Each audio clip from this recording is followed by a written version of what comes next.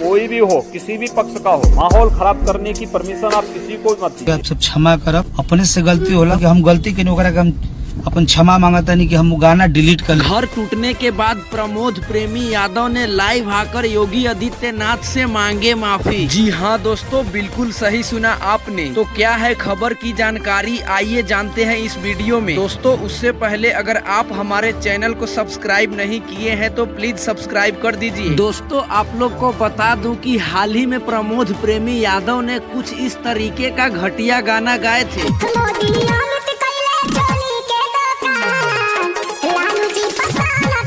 दोस्तों इस गाने के माध्यम से प्रमोद प्रेमी यादव ने पीएम श्री नरेंद्र मोदी और गृह मंत्री अमित शाह को काफी ज्यादा अपमानित किए थे। दोस्तों उसके बाद यूपी के सीएम योगी आदित्यनाथ ने काफी ज्यादा गुस्से में आ गए थे और प्रमोद प्रेमी यादव के घर पर बुलडोजर चलवा दिए। दोस्तों उसके बाद प्रमोद प्रेमी यादव ने काफी ज्यादा टूट गए और उसके बाद योगी आदित्यनाथ से लाइव आकर माफी का अपील कर दिए। अपने से गलती होला कि हम गलती के ओकरा के हम अपन क्षमा मांगता नहीं कि हम गाना डिलीट कर। तो दोस्तों आप लोग को प्रमोद प्रेमी यादव और योगी आदित्यनाथ के बारे में क्या कहना है, नीचे कमेंट करके जरूर बताएं। और ये हमारा वीडियो आप लोग को अच्छा लगा हो तो वीडियो को भी लाइक जरूर करें।